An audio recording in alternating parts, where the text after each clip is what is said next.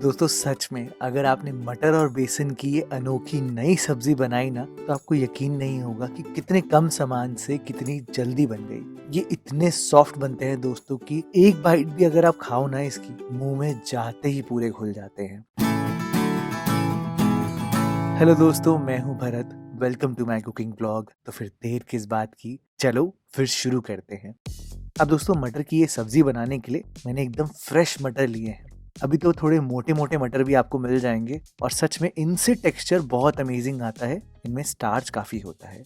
इन्हीं मटर के ऊपर आप यहाँ पर 3 टेबलस्पून तक बेसन डालना, थोड़ी सी लहसुन मैंने डाली है, अदरक को भी काट के डाला है और 2 हरी मिर्चें मैंने डाली है। ये सारी चीजें दोस्तों आप डायरेक्टली मिक्सी में भी डाल सकते हो, लेकिन मैंने दिखाने के लिए आपको बोल में दिखाया है। अब मिक्सी में आप यहाँ पर इसको ट्रांसफर करना और पानी जरूर डालना थोड़ा सा। इन टोटल आपको लगभग आधा कप पानी चाहिए होगा, इससे ज्यादा मत डालना। और हो सके तो पहले 1/4 कप डालना। पीस के देखना, अगर पिस गया तो ठीक है, अगर नहीं पिसा तो ही एक्स्ट्रा पानी डालना, यानी कि कम पानी रखना ताकि एकदम बैलेंस्ड बने। खुद ही देखो, जब मैंने इसको बोल में निकाला है तो ये थोड़ा सा थिक है। ऐसा ही होना चाहिए दोस्तों।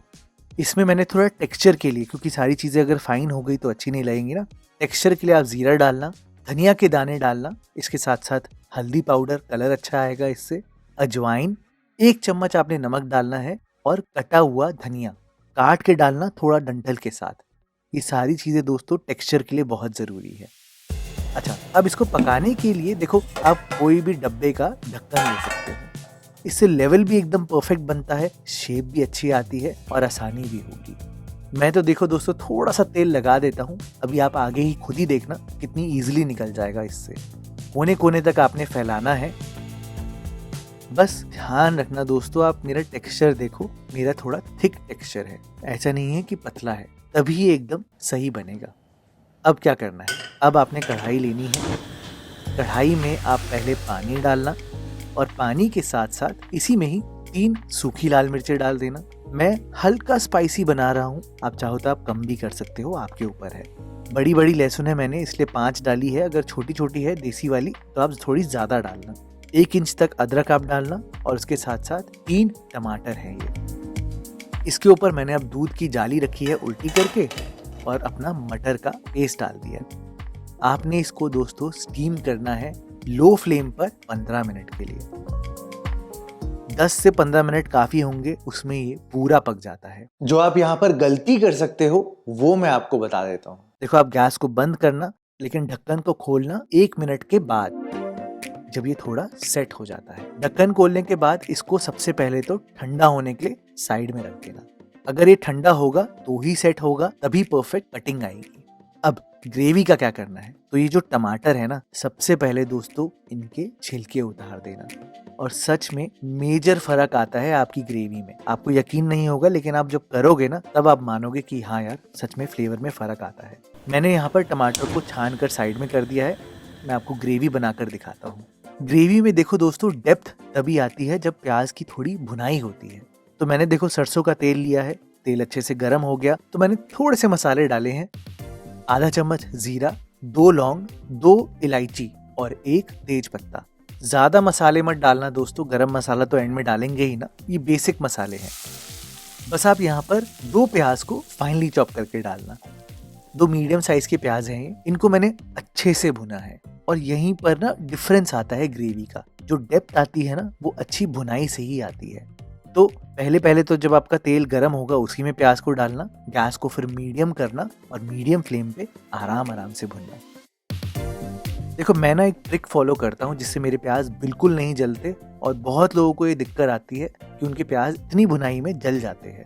मैं सिंपली पानी रेडी करके रखता हूँ। जैसे ही मुझे प्याज में कलर दिखने लग जाता है ना, देखो ऐसा कलर आ गया, तो इसमें थोड़ा सा पानी डाल देता हूँ। हाई फ्लेम पर नहीं भुनता, मीडियम फ्लेम पर भुनता हूँ या लो फ्लेम पर। इससे मेरे कंट्रोल में रहता है दोस्तों, और सच में फ्लेवर में भी बहुत डिफरेंस आता है। अब आप यहाँ पर थोड़े मसाले डालना, जैसे हल्दी पाउडर, आधा चम्मच मैंने कश्मीरी लाल मिर्च पाउडर डाला है। वैसे जरूरत होगी नहीं ज्यादा, क्योंकि हमने सूखी लाल मिर्चें भी डाली है ना, कलर भी देंगी और थोड़ा सा वो चरपरापन भी दे देंगी। बस आप थोड़ा सा भुनना मसालों को, और वही टमाटर, अदरक, लहसुन का पेस्ट बनाकर इस टाइम पर डाल देना। पानी डाल के सारा निकाल देना दोस्तों। आपको तो पता ही है कि टमाटर आए हैं तो आपने नमक ज़रूर डालना है, 2 चम्मच धनिया पाउडर। और अब जो एडवांटेज आपको मिलेगा वो ये है कि आपको टमाटरों को भुनना नहीं है, ऐसे कोई बहुत ज़्यादा इनका पानी नहीं निकालना। आप बस यहाँ पर मीडियम फ्लेम पर ढककर छोड़ देना 5 मिनट के लिए। इतनी देर में आपकी ग्रेवी पूरी पक जाएगी। अच्छा, मैं आपको वो मटर दिखाऊं? अगर आपने सही से ठंडा करा होगा तो मेरी गारंटी है एकदम परफेक्टली कटिंग हो जाएगी इसकी। आप खुद ही देखो, मेरी सारी बर्फी काटने के बाद चाकू कितना क्लीन निकला है। Wow. इसका मतलब ही यही है कि ये बहुत सही से पकी है, इजीली बाहर आ जाएगा दोस्तों। इनफैक्ट मैं आपको अभी देखो चाकू से निकाल के दिखाता हूँ कितना परफेक्ट और कितना आसानी से बाहर आ रहा है। और यही छोटी छोटी बातों का ध्यान रखना, फिर देखना आपकी जो ये बर्फियां बनेंगी ना मटर की, इतनी सॉफ्ट बनेंगी कि मुंह में जाते ही पूरी खुल जाएगी। ये देखो आप, है ना अमेजिंग। अच्छा, टमाटर दिखाऊं तो कटिंग करते हुए निकालते हुए पूरा अच्छे से भुन चुका है। जब भी दोस्तों हम कुछ कोफ्ते, ऐसी कोई स्टीम ग्रेवी बनाते हैं बेसन वाली, तो उसमें ना इस बात का ध्यान आप ज़रूर रखना कि जब आप पानी डालो थोड़ा सा ज़्यादा डालना, थोड़ा पतला होना चाहिए, क्योंकि जब वो आप कोफ्ते या कुछ भी डालते हो ना तो ये उसको गाढ़ा कर देता है। ऐसे आपकी चीज़ें कंट्रोल में रहती हैं। बस कसूरी मेथी, गरम मसाला मैंने डाला है और सिर्फ एक बॉईल की वेट करी है। बॉईल जैसे ही आ जाए आप यहाँ पर अपने बर्फियाँ डाल देना मटर की,